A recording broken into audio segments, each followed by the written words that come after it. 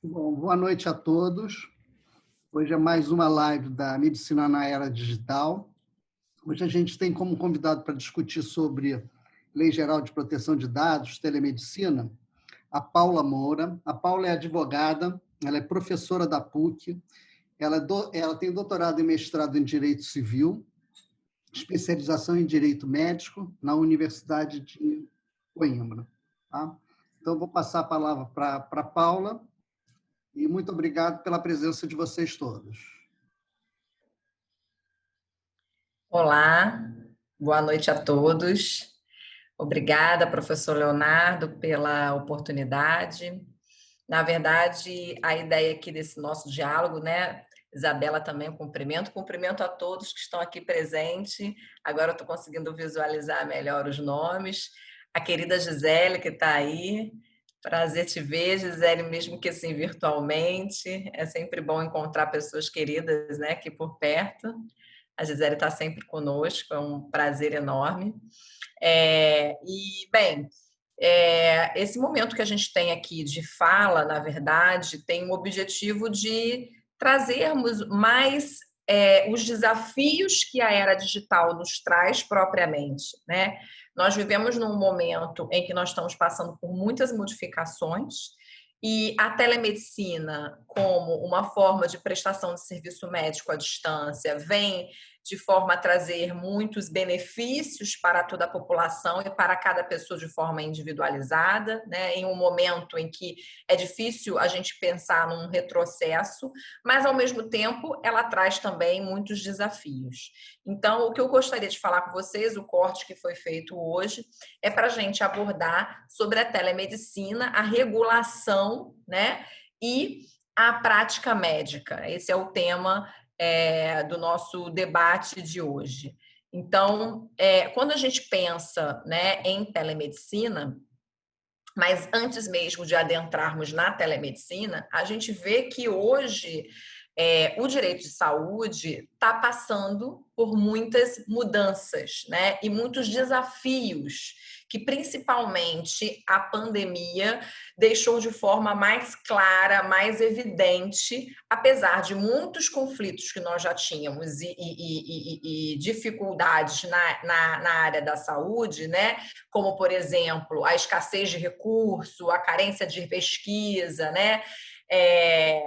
A gente já tinha esse tipo de problema, mas que com a pandemia isso se tornou um pouco mais evidente, né? O aumento da demanda pelos serviços e uma necessidade muito clara do uso da tecnologia para atender a essas necessidades, né? De um maior controle, né, por parte da doença, de um maior desenvolvimento aí de possibilidades de diálogo entre os profissionais da saúde com o paciente, da mesma forma como também conseguir, através até mesmo do uso da inteligência artificial, né, tratar esses dados dos pacientes para melhor aí fazer um controle acerca da doença, permitir que mesmo diante de um isolamento social, de um distanciamento social, pudesse ser ainda realizado a prestação desse serviço médico, né? Então, a gente tem aí com a pandemia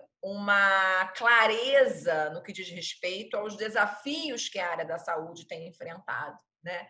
Então, seja por conta de uma maior necessidade que a gente vislumbrou na demanda de leitos, né, de UTIs, a gente vê que o sistema de saúde, né, já estava em colapso, a necessidade de você ter aí determinados protocolos para atendimento das pessoas, principalmente no caso de decisões difíceis quanto a quem garantir o acesso à saúde, quando você tem aí essa escassez de recurso, né?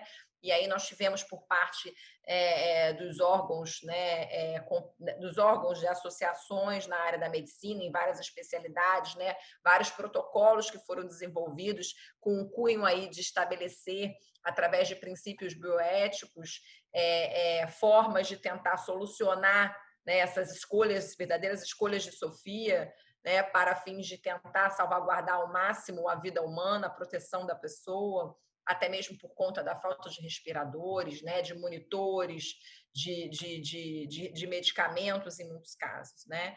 e até porque a gente está diante de uma doença que é uma doença que não se sabe, ainda não se tem, né, a cura para essa doença. Então, na área da pesquisa, por exemplo, também foi necessário um maior aprofundamento para que se tivesse aí a possibilidade de conseguir tratar e garantir o acesso à saúde, o direito à saúde, o direito à vida, seja da população como um todo, seja das pessoas de forma individualizada, né? Então,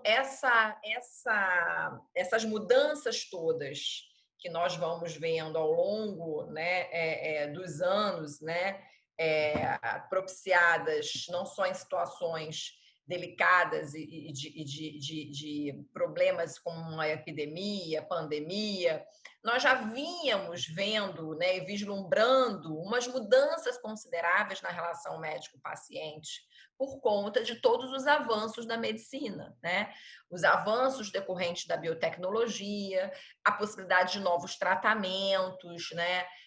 Um maior prolongamento, por exemplo, da vida, através seja de novas medicações ou de novos aparelhos, né, que permitam aí um novo processo de criação, de preservação, né, e a gente vai ver em todos os âmbitos, tanto na criação, como preservação, como extinção da vida, né, desde lá das técnicas de reprodução humana assistida que foram se desenvolvendo, até os dilemas que se colocam em relação ao fim da vida, a necessidade de análise dos cuidados paliativos, bem, o envelhecimento da população, enfim, são vários pontos que foram demonstrando, de certa forma, uma mudança na relação médico-paciente, que traz também toda uma preocupação com a medicalização da saúde, né? Com essa massificação da medicina, dos serviços de saúde em geral, aquela ideia do médico particular, né? Que é o médico da família, deixou já muito de existir, né? Nós temos um serviço prestado aí através dos planos de saúde, que traz aí uma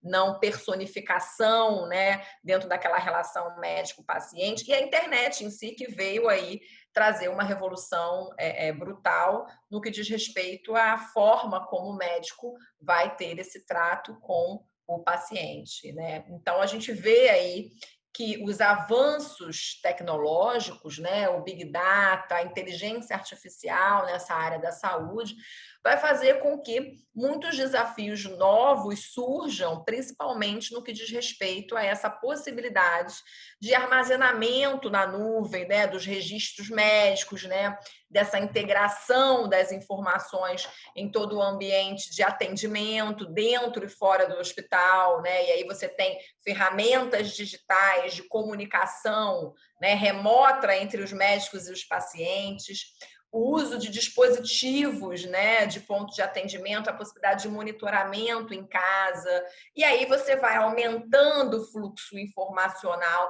de dados, né, em tempo real, que pode ser trocado entre o paciente e o médico, que no fundo o que se visa, o que se pretende é garantir um maior acesso e um cuidado da saúde, né? Então, a gente vai ver aí, até nessa fase da pandemia, várias plataformas que foram desenvolvidas para acompanhamento dos pacientes, né? Para ver aqueles que tinham sintomas de Covid, e também onde tinha um polo maior de concentração da doença. Então, você vê aí várias ferramentas que foram desenvolvidas, né, várias startups trazendo aí alguns métodos para contribuir aí com o auxílio na prestação desse serviço médico e, de certa forma, também trazendo aí, principalmente através de algumas plataformas, né, uma forma mais célere de ajudar a identificar o diagnóstico de um paciente, né? E aí a gente vai ter uma medicina mais voltada àquela medicina da precisão, com dados que podem ser utilizados e interpretados de forma muito mais célere, né? A análise da quantidade de dados que outrora se pensava, né? Então, esses diagnósticos prévios com mais precisões, mais exatos, são propiciados com o uso e desenvolvimento dessa tecnologia, né? E que permite aí contribuir para a saúde dos pacientes. No entanto, todo esse avanço, ele não vem sozinho, né? E ele traz aí uma reflexão, e aí, portanto, a importância da gente fazer uma análise prática, juntamente com uma análise teórica, dogmática, à luz do nosso ordenamento jurídico, das normativas aplicadas a essa relação médico-paciente, por conta de alguns problemas que podem surgir nesse novo formato de prestação de serviço, né? Que, de certa forma, pode ser vista como uma certa desumanização da medicina, né? Que muitas das vezes tem sido levada, e para muitos, por conta das mídias sociais, da forma de publicidade, também como uma certa mercantilização do serviço médico, né? Mas por que não também falarmos de uma digitalização do corpo, né? O nosso corpo resumido a dados. E isso traz os problemas que podem advir de novas responsabilidades, na verdade, a responsabilidade civil, né? E também a responsabilidade no âmbito ético-administrativo, no âmbito ético-disciplinar, desculpa, no âmbito administrativo, com a hipótese de novos danos que também são objetos de ressarcimento, que também podem ser objeto de punição, vamos colocar assim, para o infrator, né, de determinadas normas, e que vem aí, com essas normas, tentar salvaguardar os bens jurídicos merecedores de tutela, principalmente quando a gente pensa hoje na perspectiva da Lei Geral de Proteção de Dados, né? Então, há aí, de certa forma, implicações jurídicas que vão surgir dessa prática médica, que é intermediada pela tecnologia da informação e da comunicação, né? Por tratar, inclusive, de dados sensíveis, que são os dados médicos, os dados clínicos dos pacientes, né? Então, isso vai trazer a gente aqui uma análise, né, da telemedicina dentro dessas implicações jurídicas que podem surgir, principalmente quando a gente tem um olhar voltado para a proteção dos dados de saúde dos usuários, né, que estão aí submetidos a esses procedimentos médicos à distância, né? Então, quando a gente fala, e aí toda uma influência na nossa Lei Geral de Proteção de Dados, né, pela legislação europeia do Regulamento Geral de Proteção de Dados, né, de 2016. Agora, a gente precisa entender do que nós estamos falando, né? Quando a gente fala da telemedicina, e naquela classificação que a gente pode considerar da telemedicina dentro de uma espécie, né, no sentido do gênero da telemática, que vai abranger a telesaúde e a telemedicina, né? Então, a telemática, ela é justamente essa junção, né, de acordo com o Daniel Sibley, da telecomunicação com a informática em saúde, e aí você vai utilizar esse serviço de saúde à distância, né, cujo objetivo é promover uma saúde global, educar e controlar as doenças, mas na perspectiva do termo telesaúde, a gente vai ter uma telemática direcionada para o campo da saúde pública, né? E a telemedicina mais relacionada com os aspectos clínicos e mais voltada aí àquele atendimento individual, naquela relação médico-paciente. No que diz respeito à preocupação do setor público, né, do SUS, do Ministério da Saúde, com o exercício, né, dessa telesaúde, é justamente transpor essas barreiras socioculturais, socioeconômicas, né, e permitir com que o serviço de saúde chegue a toda a população, né?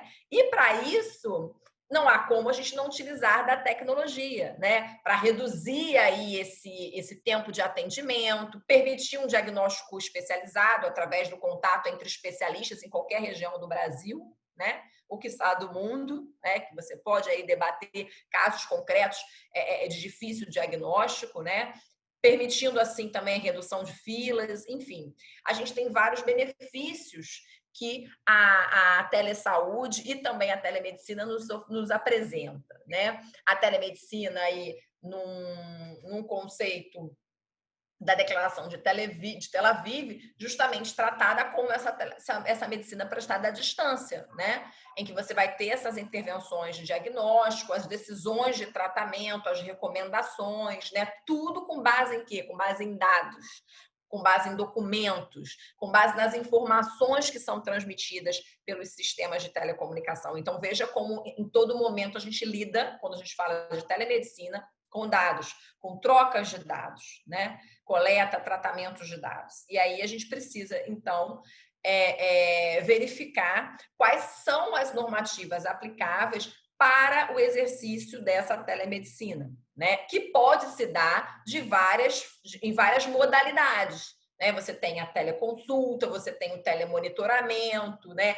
E aí, em cada especialidade dessa, a telerobótica, né? Que é a telecirurgia, em cada especialidade dessa, você vai ter uma forma de manejo, de coleta desses dados. E, portanto, a preocupação aí de como isso tem sido realizado para fins de proteger os dados sensíveis desses pacientes, né?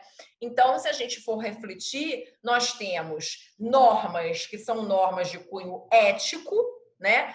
Normas deontológicas, que são normas que vão ser emitidas pelo Conselho Federal de Medicina, pelos conselhos regionais de medicina, pelos conselhos regionais de medicina, né, de cada estado, para que venha tentar regular quais são os limites no exercício dessa telemedicina. Então, a gente precisa compreender primeiro quais são as normas dirigidas aos limites, mesmo que de cunho deontológico, para o exercício da telemedicina, cuja infração vai acarretar aí a possibilidade de uma punição, né, no âmbito ético-disciplinar, né, a suspensão do exercício, uma advertência, né, até a cassação do direito ao exercício da atividade médica. Né?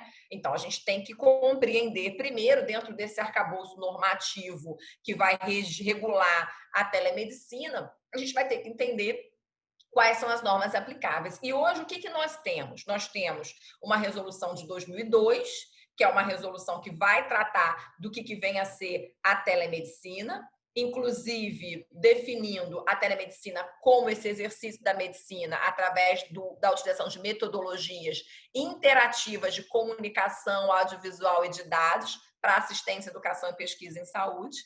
Nós temos também a resolução 2217/2018, que é o Código de Ética Médica, resoluções específicas que vão regular determinadas modalidades, como, por exemplo, a teleradiologia, a telepatologia, né? E aí a gente sabe que o Conselho Federal de Medicina sempre teve uma visão mais restrita da telemedicina, né? De trazer aí o uso da telemedicina tão somente nas situações mais emergenciais, em que não pode ser feito o tratamento, né? O atendimento presencial, por conta de não comprometer, inclusive, o próprio diagnóstico. Nós tivemos uma resolução, a 2227 de 2018, que veio trazer de forma mais ampla a preocupação com a regulação da telemedicina, inclusive trazendo algumas modalidades e as regulando, reconhecendo a importância e a necessidade do desenvolvimento dessas novas tecnologias, né, de informação e de comunicação para auxiliar o profissional médico e o paciente, né? Ou seja, não tem como mais os médicos deixarem de lado o uso da tecnologia. A tecnologia está aí e ela é importante para o desenvolvimento da sua atividade, né? Mas essa resolução ela foi revogada. E aí ficamos com as normas mais restritas, né, da telemedicina, seja a previsão lá no artigo 37 do Código de Ética Médica, seja no artigo 3º daquela resolução 1643. De todo modo, nessa fase da pandemia, nós tivemos algumas regulações específicas e que estão em vigor enquanto durar esse estado de pandemia, para tentar trazer mais segurança até para os próprios profissionais médicos de que eles podem agir, né, utilizando essa forma de prestação de serviço, né, e como isso deve ser mais ou menos conduzido, né? Então, nós tivemos um ofício do Conselho Federal de Medicina, né, logo no início da pandemia, em seguida uma portaria do Ministério da Saúde, essa sim mais ampla do que o próprio ofício do CFM, e a Lei 13.989 de 2020, que apenas com poucos artigos tenta definir mais ou menos o que é a telemedicina e deixa ao critério do próprio Conselho Federal de Medicina depois regular a respeito dessa atividade, dessa forma como a telemedicina se dará. Isso tinha sido objeto de veto, mas o veto caiu Então, o Conselho Federal de Medicina já está se organizando para trazer as novas regras, as novas normas, e ressalto novamente que é de cunho deontológico. Além dessas normas, nós temos toda a aplicação dos princípios da bioética, da autonomia, da beneficência, da não maleficência, da justiça, dentro dessas relações, né? E as normas jurídicas. E aí, quais seriam as normas jurídicas? Principalmente a Constituição Federal, que vai assegurar diversos direitos fundamentais, dentre eles o direito à informação, o direito ao sigilo, à privacidade do paciente, né? Independentemente da existência da LGPD, isso já era um direito assegurado, né? O direito à proteção desses dados do paciente, afinal de contas, nós estamos lidando com dados sensíveis, né? Dados que têm um cunho de natureza de um direito da personalidade, né? O poder de autodeterminação informacional, inclusive, do paciente. E aí a gente vai ter esse direito à privacidade que vai ser salvaguardado. Então, nós temos também o próprio Código Civil, que vai regular essa relação, o Marco Civil da Internet, né? E a Lei Geral de Proteção de Dados, que vem aí, fora o Código de Defesa do Consumidor, para quem defende que se aplica a relação médico-paciente do CDC, que também vai atrair diversas normativas que têm aí o objetivo de proteger mais o paciente que é vulnerável, né? O paciente ele tem uma vulnerabilidade aqui potencializada, vamos dizer, seja pela sua condição, né, de saúde, do seu estado, o estado em que se encontra, né? Seja nas situações mais específicas, quando se trata de criança, quando se trata de adolescente, quando se trata de idoso, né, de pessoa com deficiência, que a lei traz normas protetivas para tentar aí proteger e salvaguardar aqueles que se encontram em situações, né, vulneradas, né? E aí a LGPD vem também trazendo aí todo um arcabouço normativo para tutela e proteção dos dados pessoais, né? Os dados dos pacientes, a gente tem os dados pessoais, além de ter os dados sensíveis, né? Porque a gente tem o dado pessoal como qualquer informação, né, relacionada à pessoa natural, identificada ou identificável, e o dado sensível, que são aqueles dados de origem racial, ética, de convicção religiosa, que são os dados que têm o maior... eles estão mais suscetíveis, estão mais vulneráveis no sentido da possibilidade de discriminação, de exclusão, de estigmatização, de segregação, né? E aí, portanto, em razão desse potencial lesivo, né, que os dados sensíveis têm, eles acabam tendo uma maior proteção por parte, né, do nosso ordenamento.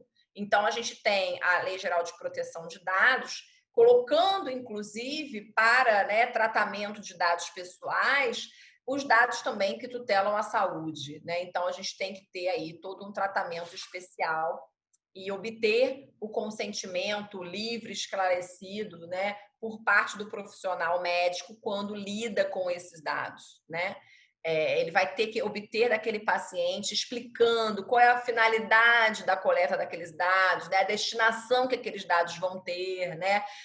Para quem que eles serão compartilhados, né? Para fins de proteger cada vez mais esses dados, já que a Lei Geral de Proteção de Dados tem como fundamento justamente o respeito à privacidade, à autodeterminação informativa, à liberdade de expressão, de informação, comunicação, né, a inviolabilidade da intimidade, enfim. A gente tem aí toda essa proteção dos direitos humanos, né, relacionados ao livre desenvolvimento da personalidade, da dignidade e do exercício da cidadania. E quando a gente fala na relação médico-paciente, a gente sempre esteve muito acostumado nessa temática a sempre se preocupar com o sigilo do paciente, né? Nós temos várias normas no Código de Ética Médica que protegem isso.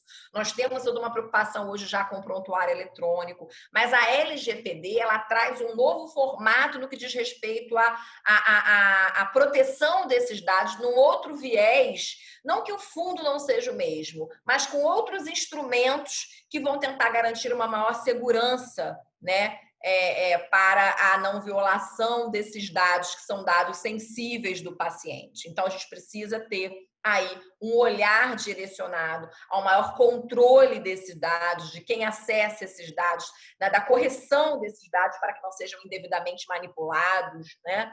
E a possibilidade e a necessidade de existir um consentimento específico direcionado para esse fim, que a qualquer momento poderia ser revogado, né? Nós já temos a proteção de armazenamento, né, de tempo, de guarda, de prontuário médico, então vai ter que haver aí um diálogo muito grande dentro desse novo contexto em que nós estamos inseridos de proteção de dados, né, das normas éticas com as normas jurídicas e com os princípios bioéticos e os princípios constitucionais para melhor proteger os dados sensíveis do paciente, que é o objetivo principal aqui, né? Porque a ele está atrelado toda a proteção e tutela da pessoa.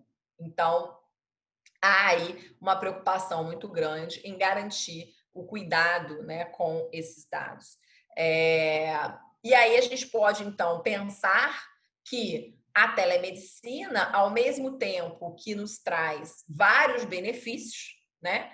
Já tentando chegar à conclusão da minha fala pelo tempo que me foi colocado, a gente tem aí certamente um incremento na qualidade do atendimento, a gente tem uma maior participação da autonomia do paciente, né? A gente tem uma certa economia no que diz respeito até às despesas com consultório, enfim, tem a possibilidade de um maior acesso aos serviços de saúde, o número de consultas acabam podendo ser ampliados, né? A gente tem uma certa economia dos recursos financeiros, há um maior acesso aos dados, né? Aos dados para facilitar o diagnóstico, o monitoramento, né?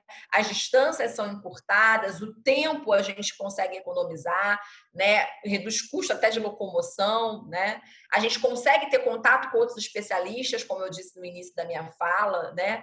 E a gente tem essa interação aí com outros profissionais, tudo colaborando, principalmente nessa fase da pandemia, né, com medidas para propiciar o isolamento, né, o distanciamento, de forma a garantir a segurança dos pacientes.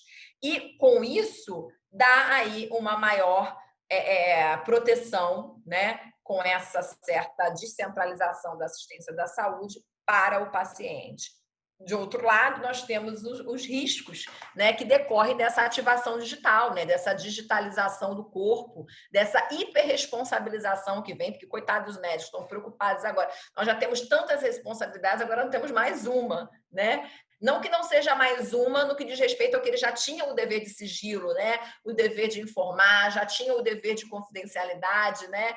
Mas agora existe a possibilidade de novas multas, né? Com a aplicação da LGPD, né? As tão temidas sanções previstas na lei. E aí a gente tem também os problemas que às vezes a tecnologia pode trazer. Ao mesmo tempo que ela permite aí o maior acesso a dados, à informação, ela também pode ter o problema decorrente aí de um comprometimento da anamnese, do problema da violação da segurança, né? desses dados serem hackeados, serem violados, né? A gente tem o problema em relação à desigualdade ainda de atendimento, nem todos têm acesso à tecnologia de ponta. E se a gente tiver um erro aí da inteligência artificial, isso pode afetar de forma muito mais global do que se fosse uma atuação individual, né? E os problemas que decorrem aí dessa desumanização da saúde, nesse distanciamento entre o médico e o paciente, e a relação que deixa de ser uma relação de confiança, acaba sendo uma relação mais massificada, né?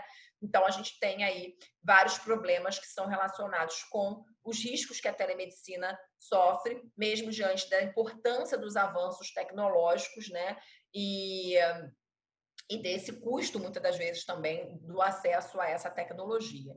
Então, esses foram os pontos que eu quis mais ou menos abordar para vocês acerca da telemedicina, né? Da regulação da telemedicina e da prática médica, colocando mais, na verdade, questionamentos, né, e desafios do que propriamente solução, né? A gente precisa de um estudo sistematizado, de um estudo mais aprofundado para conseguirmos enfrentar aí os desafios que a telemedicina nos apresenta, né? Então, acho que o objetivo do curso é justamente esse, e o meu papel aqui foi mais levantar aí alguns temas que a gente pode abordar e se aprofundar melhor, né, através de um estudo mais direcionado. Agradeço aí a oportunidade e já me coloco à disposição. Bom, Paula, muito legal. Eu fico ouvindo isso, eu fico vendo pelo lado do médico, né? eu trabalho já há muito tempo com telemedicina e eu acompanhei todo esse desenvolvimento até o ano passado, quando houve aquela grande parada. Parecia que a telemedicina ia deslanchar e ela acabou parando por causa do Conselho Federal de Medicina. E depois teve essa reviravolta, a gente tem a pandemia e agora entrou a Lei de Proteção de Dados. Então, é uma série de novidades para nós, médicos, que está muito fora do nosso alcance, né? Por um lado, do lado da lei geral, ela é interessante porque a minha impressão, quando eu vejo, eu ouço o pessoal do direito falando sobre ela, que ela diz mais respeito, em certo sentido, às empresas do que o profissional liberal. Tá? Existe uma preocupação muito grande dos médicos, da classe médica, é quase corporativa, em relação às seguradoras. Tá? E aí eu vou dar uma provocada em você, porque eu acho que é o principal risco que a gente tem é dentro dessa situação que as seguradoras gostaram muito da telemedicina. Né? Rapidamente, a gente percebeu que muito rapidamente eles já tinham plataformas. Né? Então, como já estivessem prontas para entrar no mercado. E eu acho que essa situação das seguradoras, ela oferecendo um serviço de telemedicina, ela é muito estranha, tá? Porque, na verdade, ela não é uma interface entre o médico e o paciente. Na verdade, ela é uma empresa. Então, ao mesmo tempo que ela é uma seguradora, ela vai ter a possibilidade de receber os dados, fazendo uma teleconsulta dentro da sua plataforma. Tá? Então, eu queria que você falasse um pouquinho dessa situação, se essa situação é verdadeira, se essa situação a gente pode pensar que a lei geral ela pode proteger os médicos e os pacientes. Qual é a tua opinião? Como é que você vê isso?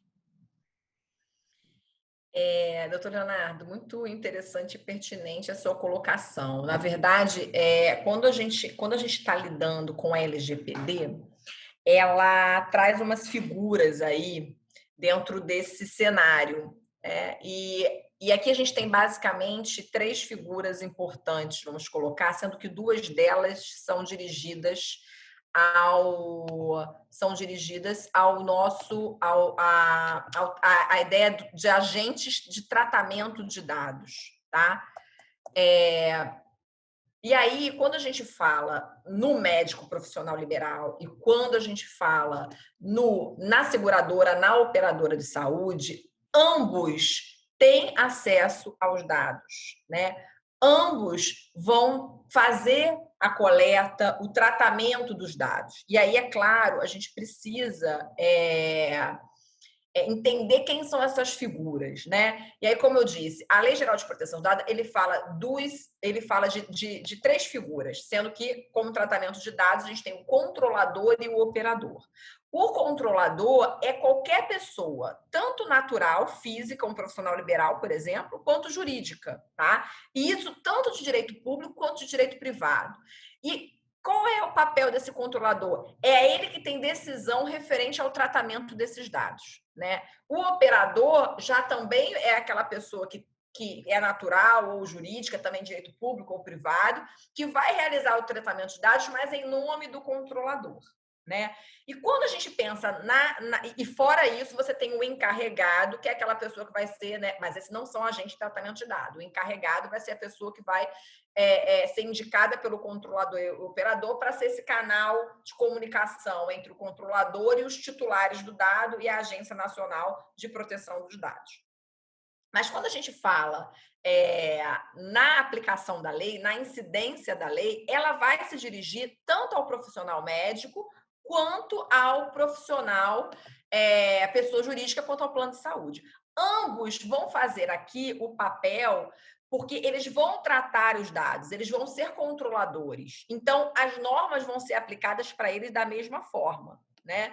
Então, o médico precisa se preocupar com os dados daquele paciente, né? Ele vai ter que se preocupar com a segurança, É claro que se a gente está falando de um médico que é um médico credenciado ao plano de saúde, né, você vai ter ainda mais um meio de informar, de passar esses dados, né, de transferir esses dados, porque vai ter que ter aquele diálogo, né, entre a operadora de saúde e, e o médico em alguns momentos. E isso precisa ser regulado, isso precisa ser feito de forma que tenha aí a proteção dos dados para que não haja um vazamento, enfim. Então, a Lei Geral de Proteção de Dados acaba trazendo para o profissional médico mais um ônus, vamos botar assim, entre aspas, né? Porque ele vai ter que se adequar nos seus termos de obter o consentimento do paciente, e aí eu vejo, doutor Leonardo, como um consentimento diferente do que nós estávamos acostumados na área da medicina, no sentido de, eu preciso informar ao meu paciente quais são os riscos que ele está submetido, quais são os benefícios, quais são os tratamentos viáveis, né? Qual é o tempo de tratamento, aquelas informações mais atinentes em si ao tratamento do médico, que o médico vai ministrar para o paciente de acordo com a sua especialidade, né? E quando a gente fala da LGPD, a gente tem um outro tipo de consentimento que precisa ser obtido, que é o consentimento para o tratamento daqueles dados, né? Então, você vai precisar, de certa forma, adequar todas as suas normativas. E pode estar sujeito às sanções caso não seja observado todas essas normas, né? Que estão ali previstas na Lei Geral de Proteção de Dados. E isso tanto para o médico profissional liberal, seja o médico que atende em consultório de forma particular, seja o médico que também está relacionado aí com o plano de saúde, eu vejo todos eles como aí controladores desses dados e, portanto, devem a eles ser aplicadas essas normas. Então, de certa forma, é claro que a gente viu realmente uma corrida muito grande das operadoras para prestarem um serviço de telemedicina, até porque para eles há um barateamento, vamos dizer assim, dos custos, né? Então, a gente vê isso na prática. Os valores da consulta são valores baixos, né? A gente tem visto essa desvalorização até mesmo da atuação do profissional médico. Mas a gente percebe que tanto as seguradoras terão que se adaptar, como os profissionais médicos também. Todo mundo vai ter que se resguardar para evitar eventuais responsabilidades, tá? Porque essa responsabilidade pode ser solidária, pode ser de ambos, tá? E tem uma coisa, do ponto de vista do profissional liberal, que é uma minoria hoje em dia no mercado, vai ser necessária uma mudança de cultura, porque é muito comum o médico trocar informações sobre seus pacientes. Então, mostrar uma radiografia, ou por mídias sociais, ou falar do nome da paciente, ou passar os resultados de exame. Então, a gente vive numa cultura pré-lei geral de proteção de dados, e a gente tem marcos novos. Então, Sim. eu acho que existe uma mudança cultural muito grande e que a maior parte dos médicos não está se dando conta disso. Não. Isso Não, e o fluxo de informação é muito constante e muito fácil, né? Você passa uma informação de um dado sensível de forma muito célere e sem muitas burocracias, né? É muito fácil. E isso faz o quê? Isso expõe mais, né? Por isso que no consentimento tem que estar muito claro quem pode, com quem você vai compartilhar esses dados, né? Para te salvaguardar de eventual responsabilidade. Ou seja, o paciente está consentindo, né, de que aqueles dados serão cedidos para determinados fins, né? Então, a própria Lei Geral de Proteção de Dados prevê isso, né? Ela traz lá que o dever de informar tem que estar destacado lá pelo artigo 11 da lei, né? Ele vai falar dessa importância das informações sobre o compartilhamento desses dados, né?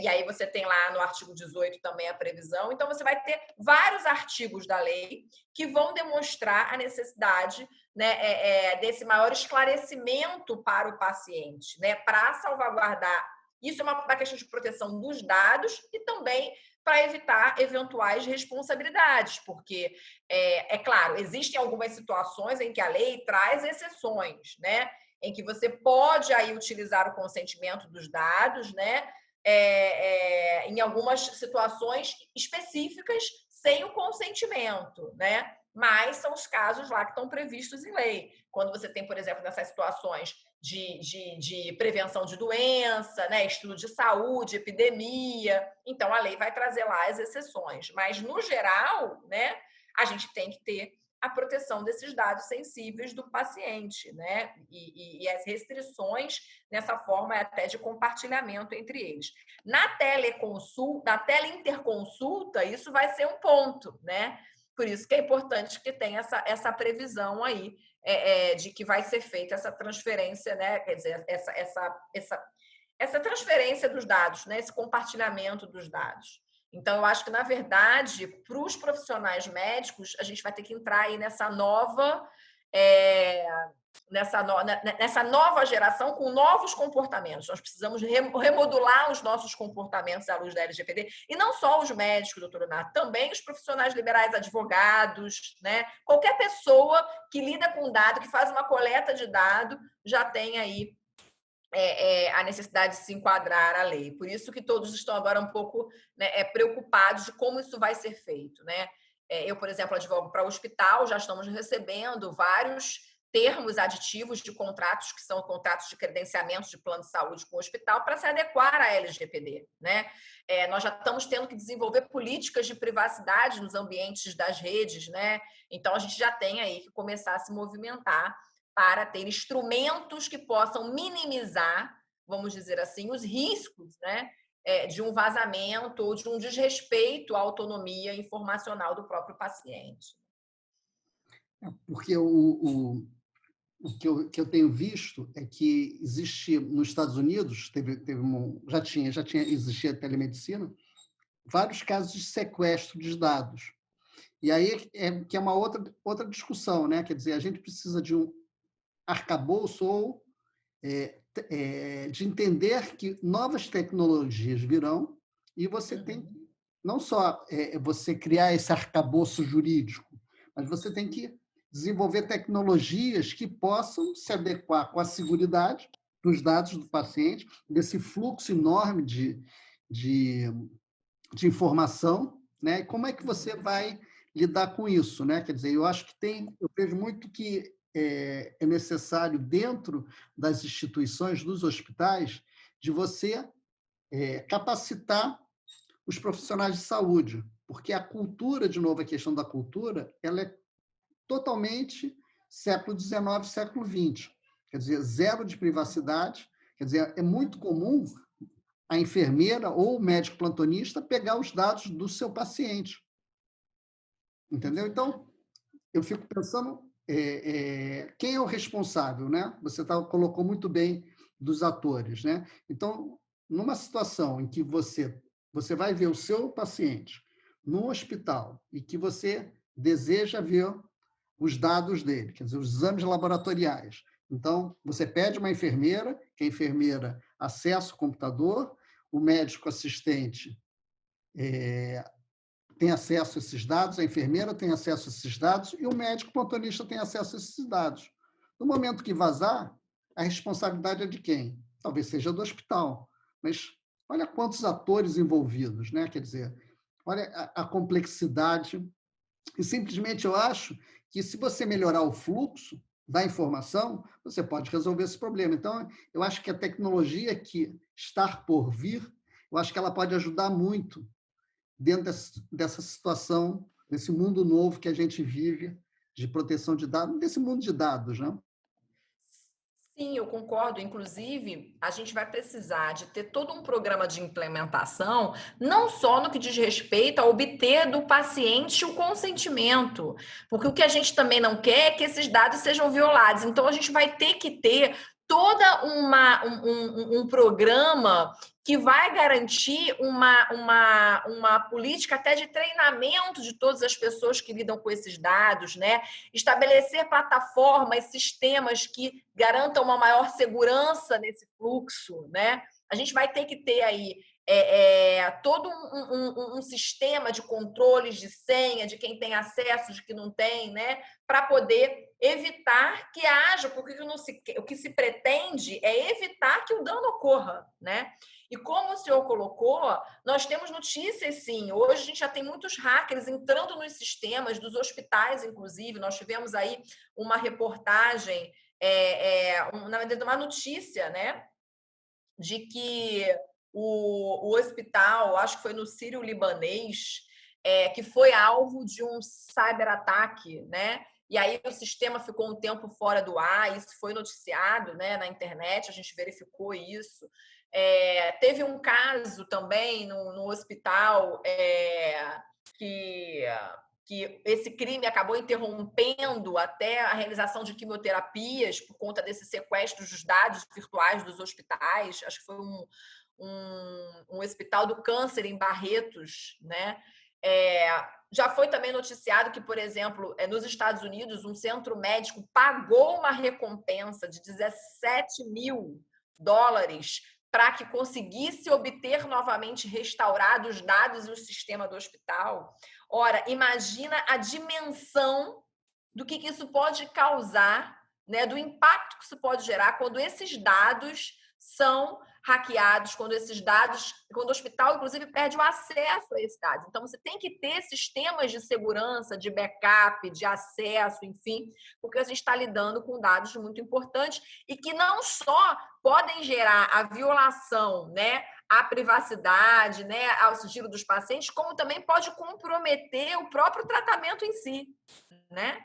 Pela ausência dos dados que são colocados. Então, a gente tem aí, diante dessa nova era digital, muitos desafios que as normativas vão auxiliar nesse aspecto, mas eu acho que também políticas de boas práticas que vão para além dos aspectos normativos jurídicos, né? Então, a gente tem que ter guias de boas condutas por parte dos profissionais que lidam com esses dados, para que a gente possa ter de forma mais efetiva o uso da tecnologia a nosso favor, né? E não contrário a gente, de forma a minimizar o máximo os riscos que ela nos apresenta, né? Não sou contra a tecnologia, mas ela precisa saber ser usada, né?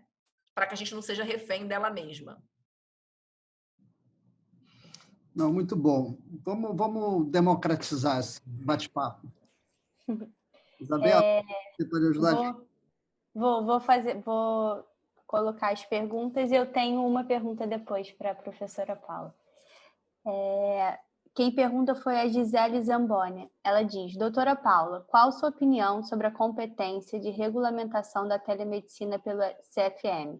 Não só do ponto de vista formal, vez que suas normas não têm força de lei, mas do ponto de vista material, já que há anos não atende aos reclamos da evolução da medicina neste campo e diante das pressões às quais sucumbiu ao revogar a Resolução 227 de 2018.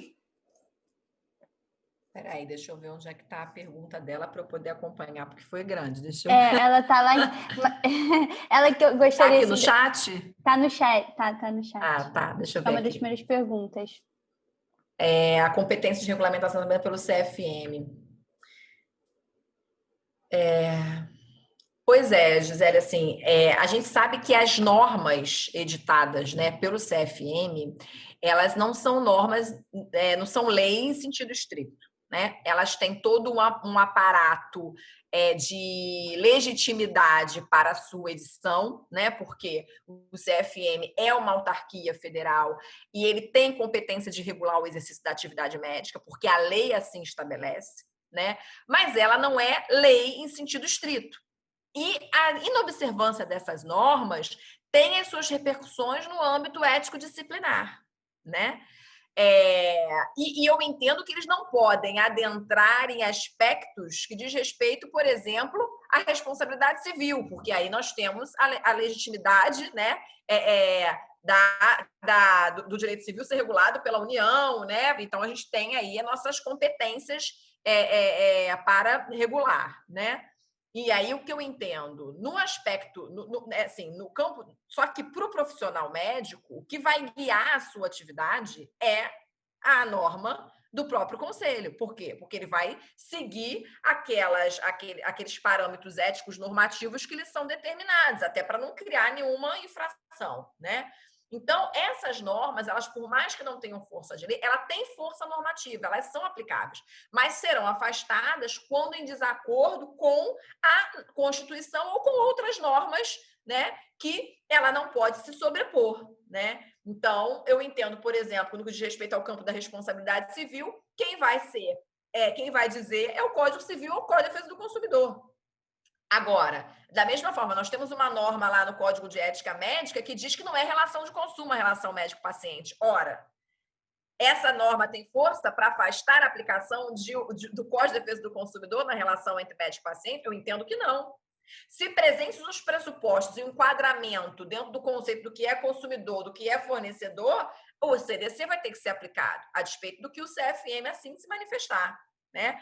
Então, a gente tem aí uma necessidade, e também nesse campo, a gente não tem uma disciplina do contrato de serviço médico, né? A gente aplica o quê? A gente vai aplicar as normas gerais do Código Civil, né? Algumas que, porventura, sejam atinentes dentro da regulação do contrato típico, que é o contrato de prestação de serviço, né? Mas não há como a gente tratar que se estamos diante de um negócio jurídico sui generis, no sentido de que nós temos direitos e obrigações para além dos aspectos patrimoniais, né? E daí, portanto, vários direitos e deveres atinentes à questão, por exemplo, da assistência à saúde, né?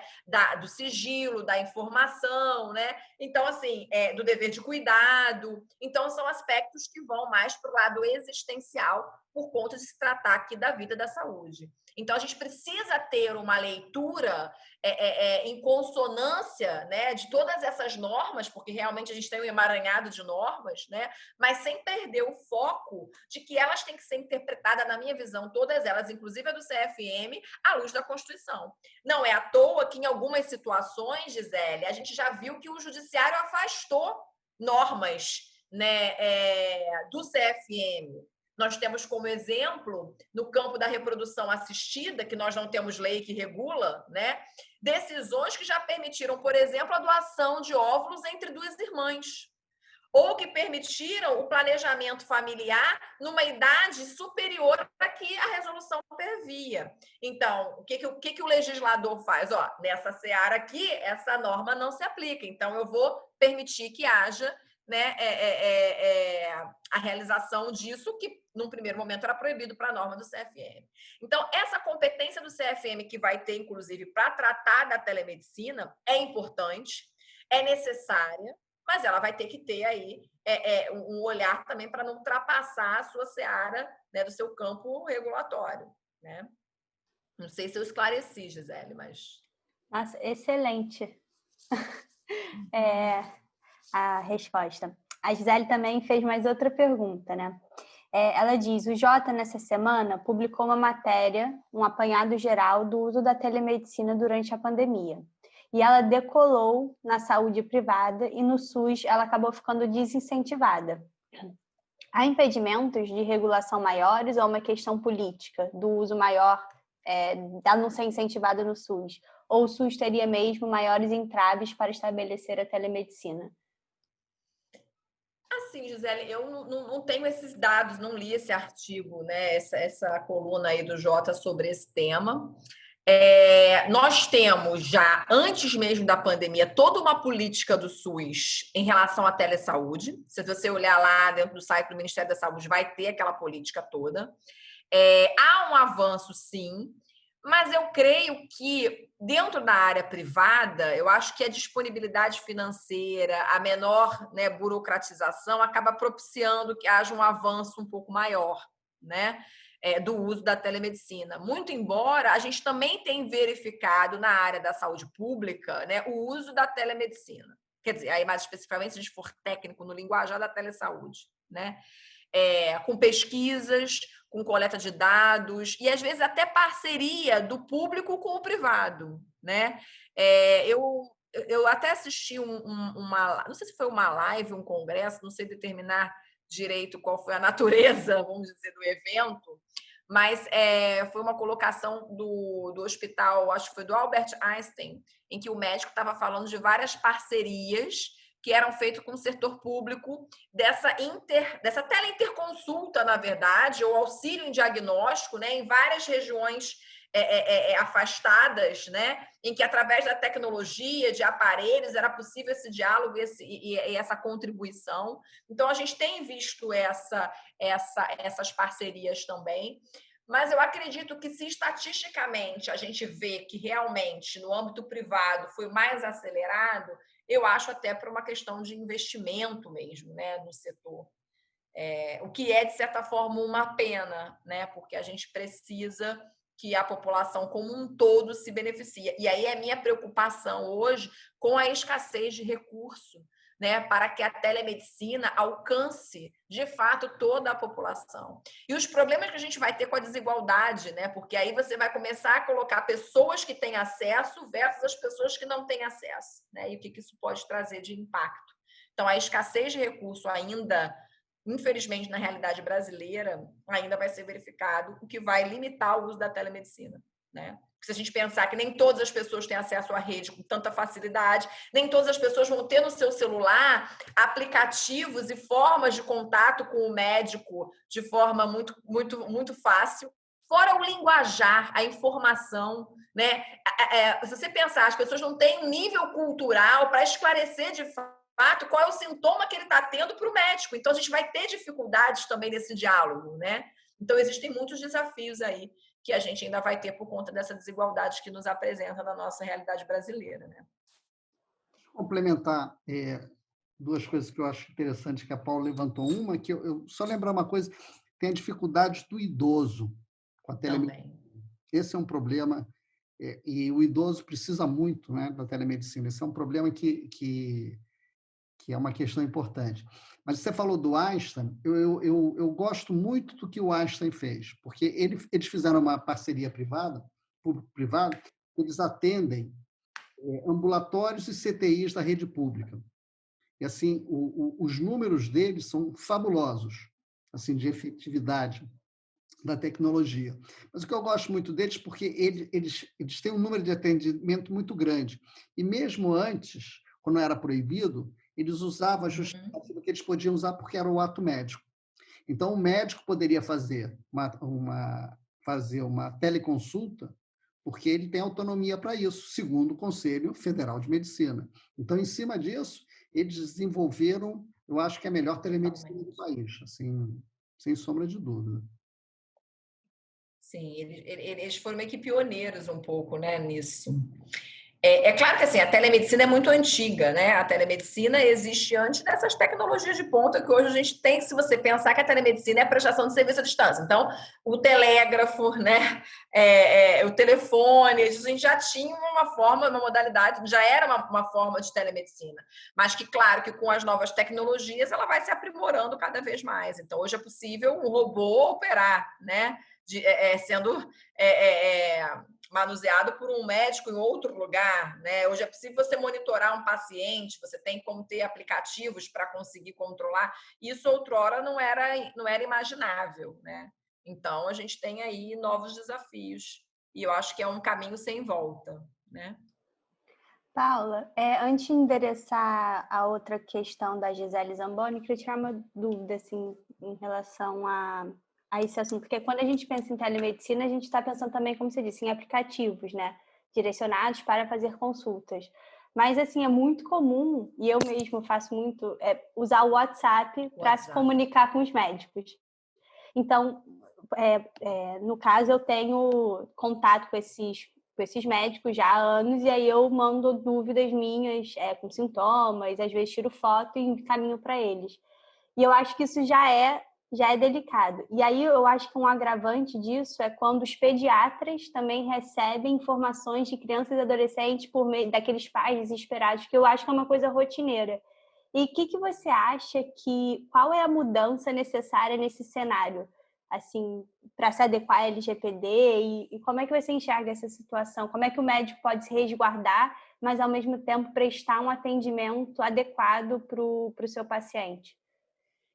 Esse tema, Isabela, do uso do WhatsApp pelos profissionais médicos é bem anterior até a questão da pandemia, né? Isso já era uma problemática, por quê? Porque você, de certa forma, expõe ali possibilidade de dados, né? Você tem, de certa forma, a telemedicina. Quem nunca mandou uma mensagem para o médico e ele deu ali meio que um diagnóstico, receitou um medicamento pelo WhatsApp? Seja para você, seja para seu filho. Eu, pelo menos, já fiz isso várias vezes. Para mim, para o meu filho, então, nem se conta a quantidade de vezes, né? Se deixasse, a gente até mandava foto de cocô da criança, desculpa a expressão, para o médico dizer se estava normal ou se não estava normal, né? Eu acho que isso é algo que todo mundo meio que, de certa forma, passa. E o Conselho Federal de Medicina... Oi? Mãe passa foto de cocô. Eu Mãe tenho passa. informação. Pá. E eu, muitas das vezes, falava para o médico, né? Cuidado com o que vocês falam no WhatsApp, limita, seja mais assim, curto nas respostas, né? Para não se comprometer amanhã, porque a gente tem pessoas que são super tranquilas, né? Mas a gente tem outras que não são tantas, né? E aí vão se munir, como é que a gente fala? Vão se munir daquelas trocas de informações para eventual uma ação de responsabilidade contra o médico. Então, assim, a gente tem que ter muito cuidado, né? Porque essa ideia da confiança na relação médico-paciente, hoje em dia, está muito relativizada, né? Então, a gente já tinha uma preocupação com a questão do uso do WhatsApp, né? Que o WhatsApp, de certa forma, é uma mídia social, né? É um aplicativo de mensagem, né? E aí, a preocupação de como isso pode ser utilizado pelos médicos. Porque você tem a forma do WhatsApp de duas maneiras. Ou vai ser entre o médico e o paciente, e aí você tem todo o dever de sigilo, né, dos limites que a telemedicina se impunha pelo próprio Código de Ética Médico, né, isso tudo antes da pandemia, inclusive, falando, a preocupação com o caráter sigiloso das informações, né, e que não substitui a forma presencial, por isso muito comum, muitos erros de diagnóstico por conta disso, né? E aí você tem a troca entre médicos, né? E aí teve um parecer, né, um processo consulta do CFM, tá? Esse parecer foi de 2017, se não me engano, em que vai estabelecer que o WhatsApp e essas plataformas similares, também tem Telegram, né? Tem vários meios, né?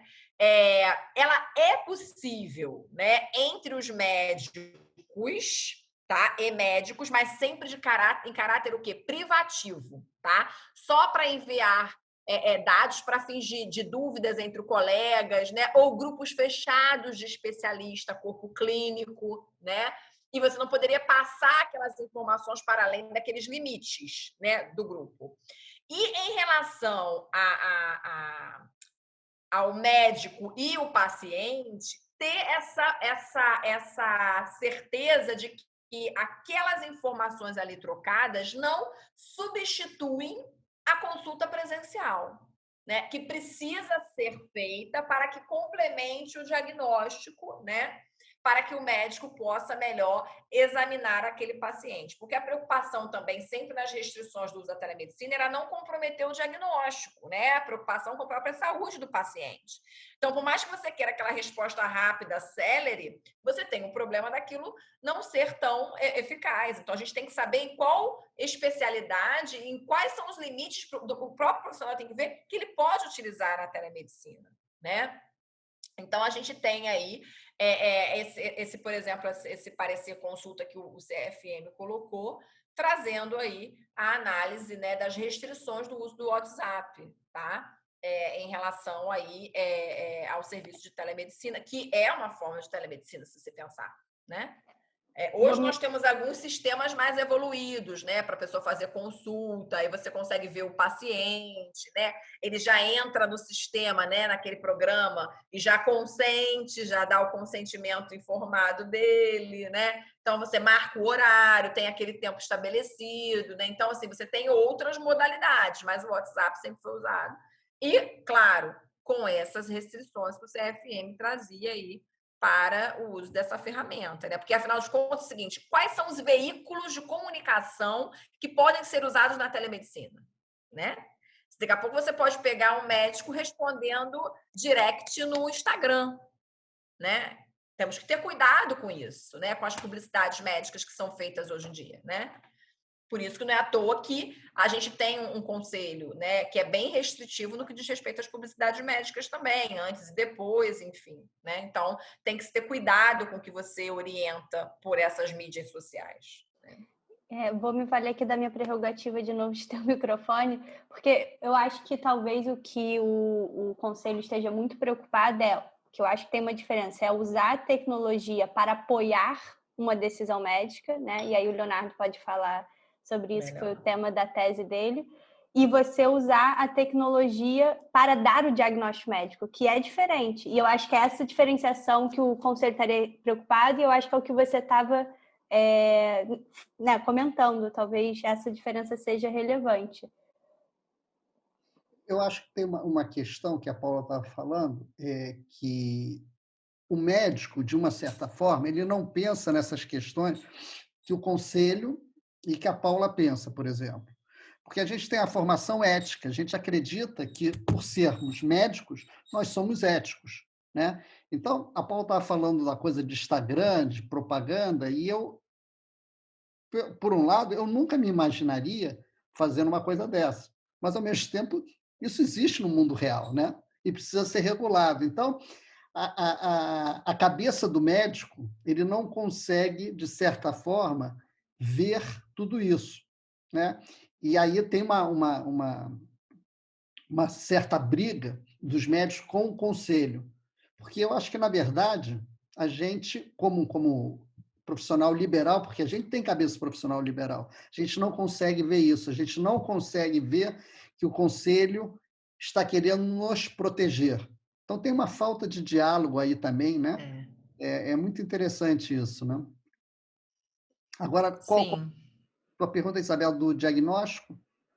Não, que eu acho que talvez o conselho esteja preocupado é você fazer essa diferença, você usar a tecnologia, porque que a consulta física é imprescindível para você fazer o diagnóstico completo, como a Paula estava comentando.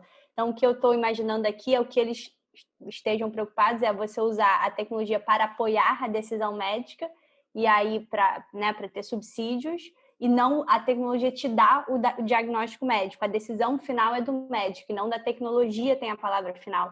E eu acho que isso é uma diferença que, para mim, faz sentido. Eu acho que a questão é mais o exame físico. Eu acho que tem uma questão importante, porque o exame físico é muito importante para o médico. Mas aí, de novo, a gente está mudando, o mundo mudou, né? Porque e eu já ouvi isso de médico intensivista e a minha prática. Ninguém examina mais paciente. Você entra no CTI, ninguém bota a mão no paciente. Então, a gente tem que também se render a que existem tecnologias que, eventualmente, o que a gente fazia há 40, 50 anos, eventualmente tem tecnologia que pode suprir a gente. Então, eu acho que essa questão que você está colocando não é propriamente o diagnóstico, é a questão do exame físico. Que aí eu acho que dentro disso tem uma discussão de tecnologia também. Tá? Eu acho que, mas o exame físico ele é importante, independente de diagnóstico, é porque ele causa empatia. Porque se não tiver o contato do médico, isso não é medicina. Né? Você tem métodos diagnósticos. O que faz a medicina é a empatia com o seu paciente. Então, se você perde isso através das tecnologias, telemedicina, inteligência artificial, não é medicina. A gente pode acabar essa medicina que a gente faz. Muitas coisas acabaram, né? Mas eu acho que a questão é preservar essa empatia através do exame físico, do contato entre o médico e o paciente. Paulo, eu te interrompi. Não, eu estou só na sua fala, eu estou aqui refletindo. Eu li um livro, né? Desafios do século XXI, que a gente estava falando sobre as profissões, né, que estão vamos dizer, ou substituídas ou acabando, né, e uma grande preocupação dos médicos serem substituídos, né, pela tecnologia, pela inteligência artificial, enfim, né, e o perigo disso também que isso nos traz, né. E aí o pessoal, acho que na área da teleradiologia, por exemplo, acho que já acham que está sendo cada vez mais substituído, porque você já tem exames de tantas precisões, né, que você consegue, acaba que a atuação do médico meio que reduzida, né, não sei se é assim a melhor forma de colocar. Mas e é isso que a gente precisa também, com normas, trazer uns certos limites, né, porque A gente tem que ver como também esses dados são passados, como esses dados são utilizados, como esses dados podem ser coletados de forma enviesadas. Então, assim, a gente tem muitos pontos também a serem colocados, e por isso que, às vezes, a necessidade da regulação dessas tecnologias na área da saúde, né? E aí, quem é que vai fazer essa regulação? Será que é a lei? A lei vai dar conta? Eu acredito que não. Por isso que eu escrevi até um artigo com o professor Gabriel Schumann, que é um artigo que trata, a gente até jogou, né? O futuro da saúde e a saúde do futuro, né? Esses impactos, esses limites da inteligência artificial. E a gente tentou, nesse artigo, falar um pouco, tentar trazer algumas soluções para todos esses embates que a inteligência artificial nos apresenta, mas por meio de diretrizes, né, que possam proteger não só o paciente, mas também o médico, diante desse manejo aí da inteligência artificial nos cuidados da saúde. E aí é utilizar de princípios, né, de parâmetros, que vão auxiliar de uma fase preventiva, né? Porque a gente sempre pensa muito nos impactos a posteriori, a gente tem que pensar antes de acontecer os riscos, antes de acontecer os problemas, né? Então, eu vejo que a gente tem ainda muito caminho a trilhar, né? Nessa área dessas novas tecnologias na área da saúde, né? A LGPD é um pontinho ainda diante de toda uma problemática que vai para além ainda da própria LGPD. Paula, acho que a nossa última pergunta da Gisele de novo, que ela diz: uma questão que me chama a atenção é quanto à territorialidade e reserva de mercado para os médicos. Há alguma regulação deste tema? E também quanto à remuneração desses profissionais que atuam à distância?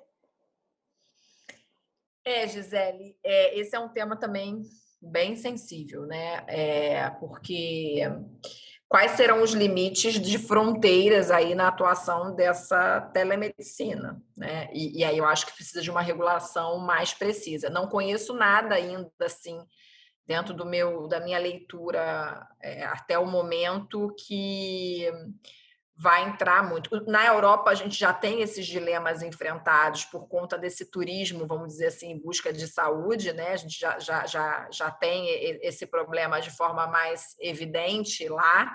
Aqui no Brasil também vamos ter.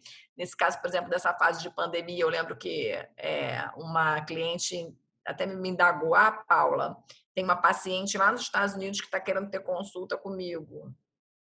Pode ou não pode, né? E aí o advogado precisa dar uma orientação, né?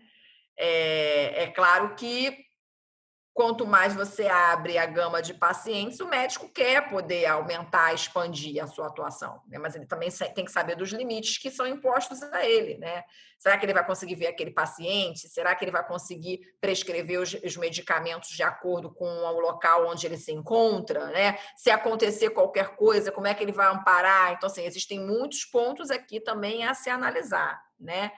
Mas já vai depender da especialidade, do que a gente está falando, né? Um monitoramento à distância, ele pode estar lá vamos supor, se você tem um paciente, aí é questão de você ser o primeiro paciente ou já não ser paciente de primeira vez. Vamos supor, você pode ter um paciente com câncer, né?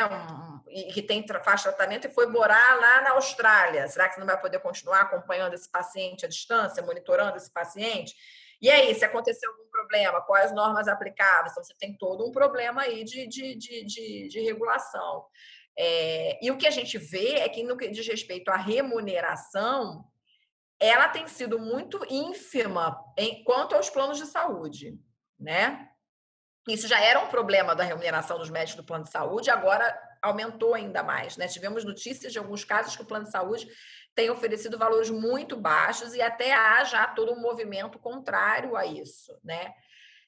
Agora, uma coisa que eu te digo em relação à remuneração: se você aplica o Código de Defesa do Consumidor, essa remuneração, esses honorários têm que ser previamente informados, né? Porque tem que ter aí a transparência nessa relação. né? E aí você aplicaria até mesmo o CDC, que tem norma própria em relação a isso. O Código de Ética Médica também vai tratar a remuneração do profissional, não é algo contrário às normas, pelo contrário, o profissional médico tem direito à sua remuneração e ela tem que ser feita de forma a se adequar à necessidade. Agora, é claro, não se quer uma mercantilização da medicina, né? Então, existe aí toda uma normativa ética também a se analisar nesse aspecto, né? Não sei se ajudou. A Gisele sempre faz boas perguntas, faz a gente sair das lives assim, se questionando cada vez mais. Eu adoro esses desafios. Então, não sei se eu consigo alcançar aí em termos de resposta, mas a gente tenta. Eu acho que as perguntas foram da Gisele, acho que não temos mais nenhuma. Ela está aqui, grata demais, excelentes respostas, como sempre. Então, muito bem. Então, acho que a gente está na nossa hora. Eu queria agradecer muitíssimo a Paula, aprendi muita coisa, me fez pensar em muitas coisas. Agradecer a Isabela e agradecer a todos vocês que estão presentes aqui. Boa noite. E a gente vai disponibilizar essa gravação no link do ECOA. Tá? Boa noite, muito obrigado. Boa noite, muito obrigada, doutor Leonardo, Isabela, Gisele, pelas provocações. Agradeço a presença de todos aqui, para mim é um prazer e foi ótimo refletir sobre esse tema. Vamos sair daqui com mais questionamentos do que respostas, mas já fizemos nosso papel. Obrigada, boa noite a todos. Boa noite, obrigado.